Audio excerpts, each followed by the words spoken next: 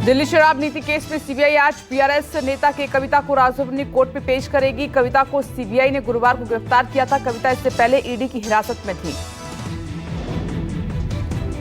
लोकसभा चुनाव 2024 के तीसरे चरण के लिए आज से नामांकन। तीसरे चरण के तहत 7 मई को वोटिंग 12 राज्यों की 94 लोकसभा सीटों पर डाले जाएंगे वोट। मध्य प्रदेश के बैतूल लोकसभा सीट पर चुनाव स्थगित। बीएसपी प्रत्याशी के निधन की वजह से रद्द हुआ चुनाव। दूसरे चरण के तहत 26 अप्रैल को होना था इलेक्शन।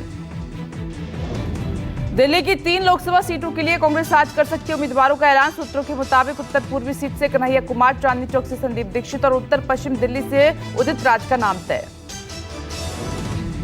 पीएम मोदी का राजस्थान में चुनावी दौरे का दूसरा दिन। प्रधानमंत्री दौसा और बाड़मेर में करेंगे जनसभा। बाड़मेर में निर्दलीय विधायक रविंद्र भाटी के उतरने से दिलचस्प हुआ मुकाबला। दौसा में पीएम का रोड शो।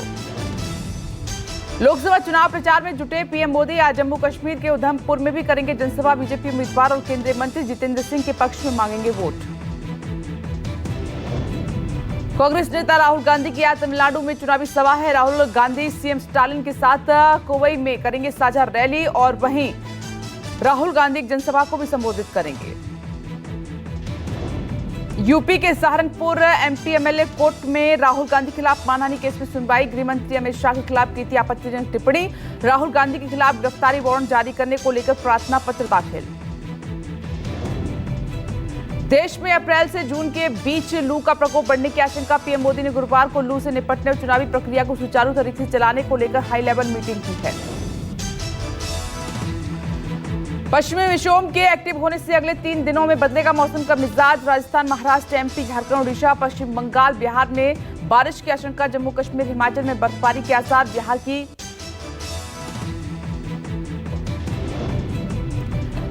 बिहार की हॉट सीट पूर्णिया से निर्दलीय उम्मीदवार पप्पू यादव के ऑफिस पर पुलिस का छापा। एक्स पर वीडियो शेयर कर पप्पू ने किया दावा। पुलिस ने छापेमारी करने से किया इनकार। कार्यालय में आकर के आप वर्कर्स को धमकाएं और जबरदस्ती गाड़ी ले जाना चाहें, ये कौन सा ऑर्डर है, कौन सा लॉ है, ये इम्पोर्टेंट है। पप्पू का दावा, प्रचार के लिए गाड़ी सजाने के दौरान पुलिस ने की दबिश। सदर एसडीपीओ का बयान, बिना परमिशन गाड़ी सजाकर प्रचार की तैयारी की मिली थी खबर।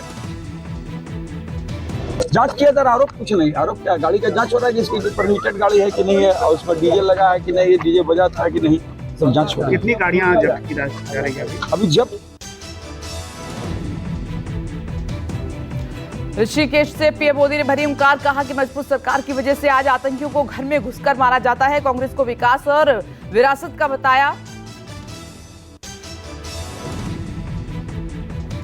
राजस्थान की करौली में भी पीएम मोदी ने भरी हुंकार। कांग्रेस पर साधा निशाना। कहा कि कांग्रेस ने विकास कार्यों को सालों तक लटकाया। कांग्रेस ने राम मंदिर की प्राण प्रतिष्ठा का बहिष्कार किया।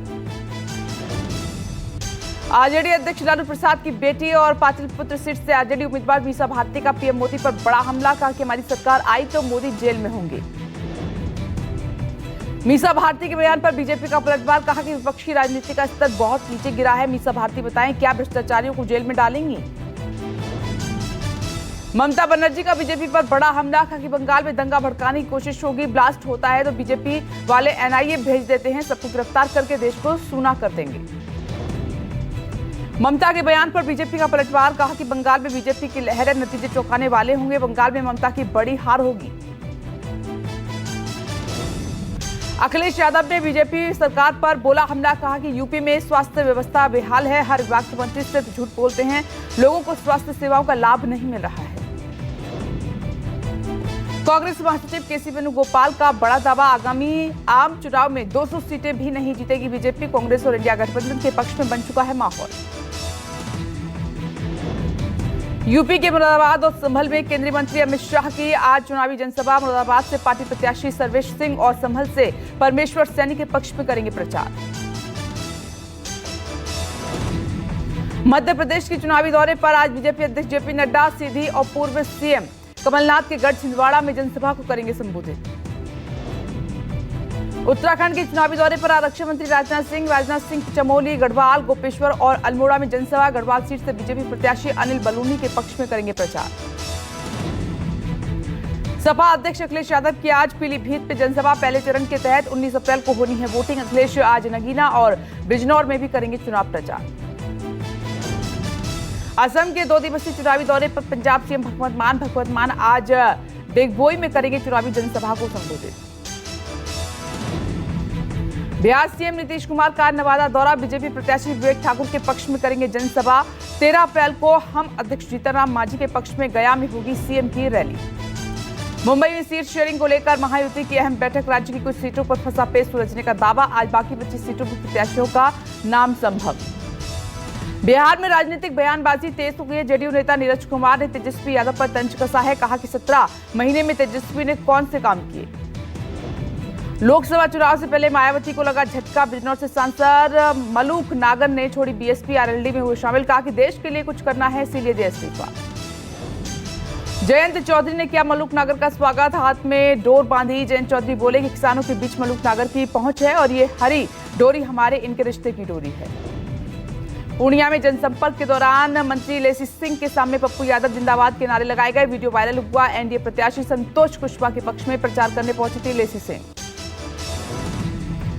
आम आदमी पार्टी की शिकायत पर सुखबीर बादल को चुनाव आयोग ने नोटिस भेज दिया है। चुनाव प्रचार में बच्चों का इस्तेमाल करने को लेकर आपने दर्ज कराई थी शिकायत। गंगटोक में बीजेपी ने जारी किया विधानसभा के लिए घोषणा पत्र। बीजेपी अध्यक्ष जेपी नड्डा ने सिक्किम विधानसभा चुनाव के लिए घोषणा पत्र जारी किया है।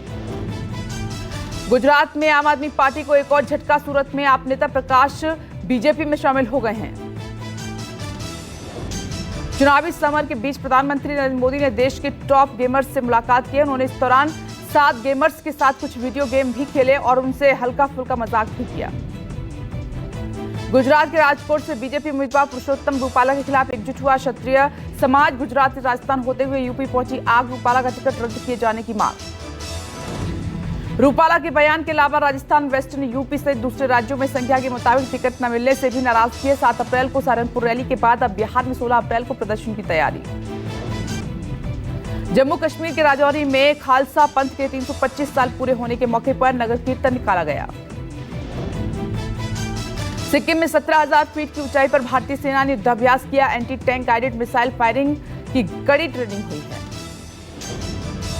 जम्मू कश्मीर के श्रीनगर में आतंकी संगठन लश्कर ए तैयबा के मॉड्यूल का पर्दाफाश हुआ है। पुलिस ने आतंकियों के 3 सहयोगियों को अरेस्ट किया है। हथियार और गोला बारूद भी बरामद।